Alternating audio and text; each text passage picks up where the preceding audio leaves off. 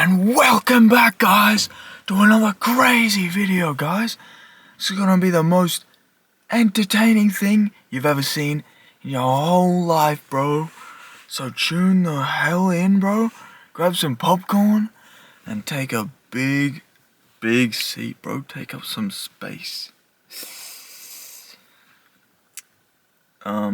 So basically, I think that one of the most important things in life in general is staying present.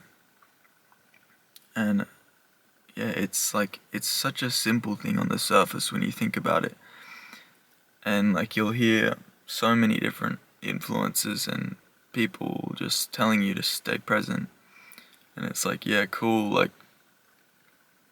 I don't know. It doesn't seem like a super important thing because everyone says it. But I don't think that's, sometimes I think the most important things are the simple things. And I think, everything stems from presence. When you're stuck in the past thinking about things that happened that you didn't want to happen, or when you're stuck in the future thinking about what could potentially happen to you, and you always have an anxiety about the future, neither of those things have any use to your life. And it's kind of funny how we overcomplicate things so often as humans, and we get caught in these loops of anxiety and depression. And it's just so interesting because there's no point in that. And sometimes I question why we were designed like this. But I think that everything in life has kind of a polar opposite, and without suffering there is no happiness and enjoyment. So it's nature always has its opposites. But I think that you are going to experience troubles in your life, and you're also going to experience good things. But I think one of the most important things that you can have going through anything that's difficult, or just going through everything in life, is presence, and just not worrying about what could happen, but worrying about what's happening right now and what you can do to improve whatever's happening right now if it isn't good, or just basically what you can do. And the only thing you can control is the present moment. You can't really control what's going to happen or what has happened. The only thing you have a grasp on is right now. And that doesn't mean that you can't keep the future in mind, and you can't have goals and expectations or aspirations for the future. But it just means that the only thing that's real is right now. That's the only reality that you have. And the more that you practice presence, the more that you're going to be free from these emotions that come from the illusion of the past and the future. And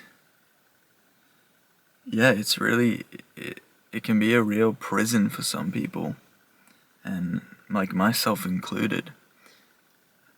Throughout the past couple of years, I've noticed that I'm quite like a warrior. I'm a bit of an anxious person. Sorry. I don't get very depressed most of the time. I'm more of someone who worries about what could happen or what's going to happen. But I had a conversation recently with a friend, and he mentioned a Buddhist monk who was on their deathbed, and somebody asked them what their biggest worry, what their biggest regret was in life. And they responded that it was they wished that they didn't worry so much throughout life. and just the pointlessness of it is what's so, like, it's kind of funny. It's just, yeah, I mean, us as humans, we're imperfect beings. We come from nature, like, we're not supposed to be perfect, but I think that our default state is happiness as well, though. And yeah, we should just be present and grateful for the present moment, but still work towards things that you want to do or achieve, but work on things that make you happy and bring light into the world, because yeah, I think the more you can feel secure in yourself from being present, the more you can give back to the world. And yeah, as long as you're, like, healthy, safe, and